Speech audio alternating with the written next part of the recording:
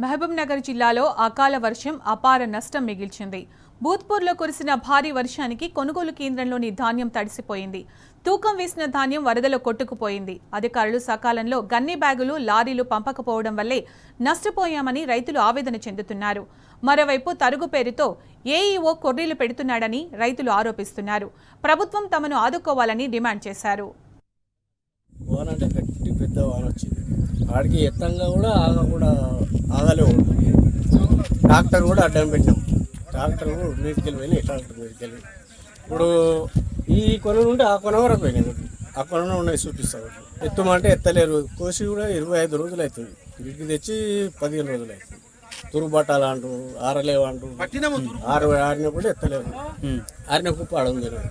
ఇది జర పచ్చి కూడా ఇది ఈ రోజు అయితే అయిపోతుంది. పోయింది ఇది. ఇప్పుడు అక్కడ నుంచి ఆ చేను కోసుకొని కళ్ళం దగ్గర తీసుకొచ్చిన 500 వేసుకొచ్చాం. మళ్ళీ అక్కడ నుండి ఇక్కడ 1000 రూపాయలు అయ్యింది. ఇప్పుడు ఇక్కడ ఎండబెట్టింది సంచులు నింపిన తర్వాత మళ్ళీ పోయాలి. అమ్మాలి ఆల్రెడీ ఒకసారి అమ్మాలి ఇవ్వాలి వీళ్ళకి. ఇప్పుడు మళ్ళీ కోసి తీయాలంటే మరి రెండోసారి కూడా అమ్మాలి ఇవ్వాలి. అంటే ఎవరు నష్టపోతున్నారు? వీళ్ళు గవర్నమెంట్ ఇవన్నీ కొనడం వల్లనే కదా. లేదు మేము కొట్టలేము, గవర్నమెంట్ కొట్టలేదు అంటే మేము ఎక్కడ ప్రైవేట్ ఇంతకుముందు టెక్చర్ లాంటి పోయి కొన్ని అమ్ముకున్నాం కదా. ఆన్నే నింపితే ఇప్పటివరకు ఒడ్లన్నీ వెళ్ళిపోతుండే, ఒడ్లు నానకుండే.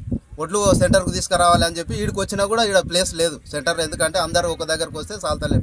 ఎక్కడ అక్కడ నింపింటే అయిపోతుండే ఇప్పటివరకు. దానివల్ల నానిపోయినాయి సార్. ఇంకోటి గోనె సంచులు దొరుకుతలేవు అని చెప్తారు. గోనె సంచులు దానివల్ల కూడా ఇబ్బంది అవుతుంది సార్. మెయిన్ ఏఈఓ ప్రాబ్లం వల్లనే అవుతుంది సార్. ఇది ఎప్పటికప్పుడు ఎత్తేసి లారీలు వస్తే ఇన్ని స్టాక్ కావు సార్. అయితే ఎప్పటికప్పుడు తీసేటట్లు జాగ్రత్తలు తీసుకోవాలి సార్. లారీలు పంపడం కానీ సంచులు అమ్మాలి కొరత కూడా ఉంది సార్.